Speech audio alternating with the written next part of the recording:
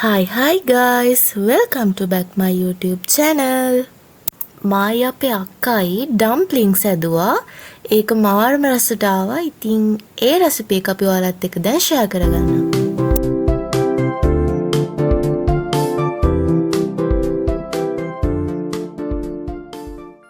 හරි, මෙන්න මෙහෙමයි හැදුවේ.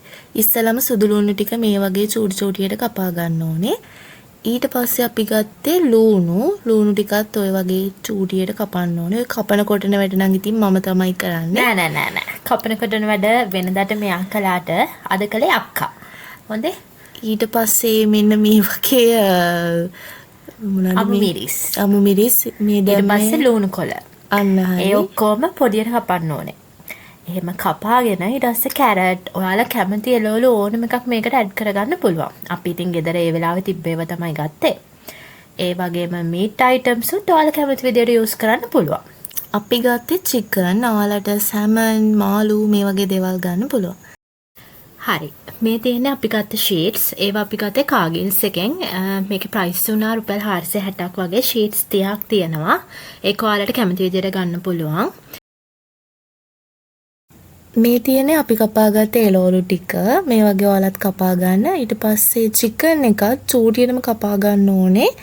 ඒක චූටිය වෙන තරමටම තමයි ඒකේ රස තියෙන්නේ. හරි. ඒකට අපි දැන් ලුණු, ගම්බිරිස්, චිකන් පවුඩර්, ඊට පස්සේ ඔයිස්ටර් සෝස්, සෝයා සෝස් අපි ඒව ඇඩ් කරගන්නවා. ඒක රස අනුව ඔයාලට ඇඩ් කරගන්න පුළුවන්. මේකෙන් අපි පැය කාලක් විතර හොඳට තියලා සීසන් කරගන්න එක තමයි කරන්නේ.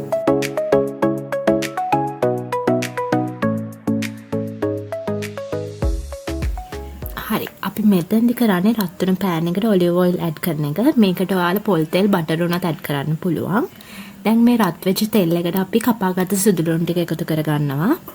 හරි. දැන් ওই විදිහට අපි එකතු කරගත්ත සුදු ලුණු ටික ටිකක් බැදෙනකොට ඊට පස්සේ පිළිවෙලට අපිට ඉතුරු පහේ ටික දාන්නයි තියෙන්නේ. මේ වගේ කෑම හදනකොට නම් අපේ ගෙදර අපේ අම්මා හරියට බයිනවා අපිට. බයිනවා කියන්නේ ඇත්තටම හේතුව මොකද දන්නවද? අපි පහේ නාස්ති කරනවලු.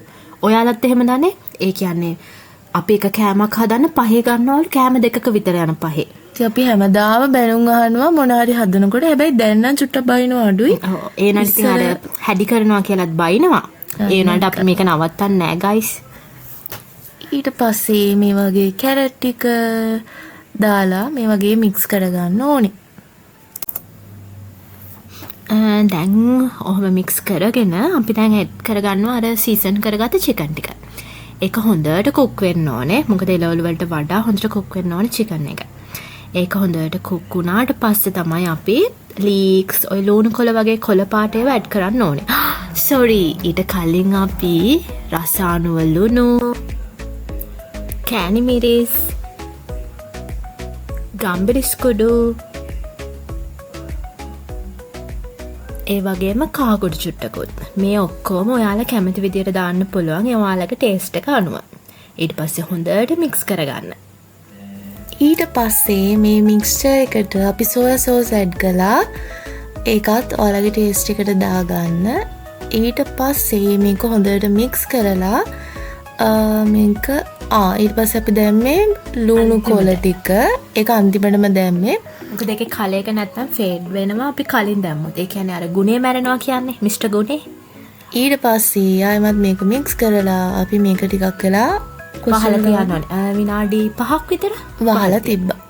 ඊට පස්සේ දැන් තමයි මේකේ ආතල්ම පාර්ට් එක තියෙන්නේ. මේක රැප් කරන්නනේ. ඒක ඔය පේන විදිහට කරන්න තියෙන්නේ. මට නම් ඒක කියන්න තේරෙන්නේ නැහැ. ඒක ඇත්තටම මං වගේ මොකක්ද ඒකට කියන්නේ ඉවසීම තියෙන්න ඕනේ. ඒක ලේසි වැඩක් නෙමෙයි ළමයි. අර සාරිය රැලි තියන්නේ අපි කොහොමද? අන්න එහෙම තමයි තියන්න ඕනේ. ඒක ඉතින් ඔයාලට කැමති විදියට තියන්න පුළුවන්. සාමාන්‍යයෙන් ඔතෙන්ටික් විදියට තියනවා නම් ওই විදියට තමයි තියන්න ඕනේ. ඒකේ ගොඩාක් පේස්ට් එක මේ දාගන්න එපා. එතකොට ඒක අර මැදට පොඩ්ඩක් දාලා ෂීට් එක වටේට මතක ඇතුව වතුර චුට්ටක් ගන්න. මොකද ඒකෙන් තමයි අරක ඇලෙන්නේ. ඊට පස්සේ ඉතින් අපි දෙන්න තියෙන උපදූප ටික ඔක්කොම කියෝ ওই ටික රැප් කළා. මං ඉතින් ওই බැනුම් අහහා රැප් කරනවා මෙයාගෙන්. ඒක හරියට කරන්නේ නැහැ කියලා. කොහොම හරි ඔය අතරේ අපේ අම්මා ඔය හොඳටම කෑ ගහනවා අපි දෙන්න කුස්සිය හැඩි කරලා කියලා. කොහොම හරි ඉතින් මං යන්තම් උන් එකක් හදාගත්තා. ඊට පස්සේ කොහොම හරි ෆයිනල් ලුක් එක එන්නේ මෙන්න මේ වගේ. ඒක මාරම මේ ලස්සනට එනවා. ඉතින් පොඩ්ඩක් ඒක පිළිවෙලට කරන්න ඕනේ. මෙහෙමයි මුලින්ම තෙල් දාන්න ඕනේ. අනේ ක්ලිප් එක නෑ. ඉතින් මුලින්ම තෙල් ටිකක් දාලා ඊට පස්සේ අපේ ওই ඩම්ප්ලින්ග්ස් ටික ওই විදිහට පෑන් එක උඩින් තියන්න ඕනේ. තියලා පෑන් එකේ අඩිය වැහෙන විදිහට අපි වතුර ටිකක් දා ගන්න ඕනේ. එහෙම දාලා පියනකින් වහලා විනාඩි 5ක් විතර කුක් වෙන්න තිබ්බට පස්සේ තමයි ඔය වගේ බ්‍රවුනිෂ්, ඒ කියන්නේ ගෝල්ඩන් කලර් එකක් එන්නේ. ඒ කලර් එක ආවා කියන්නේ අපේ මේ ඩම්ප්ලින්ග්ස් ටික හොඳටම කුක් වෙලා තියෙන එක. හරි ඩම්ප්ලින්ග්ස් එකේ වැඩ ටික ඉවරයි. දැන් තියෙන්නේ ඩිපින් සෝස් එක හදාගන්න.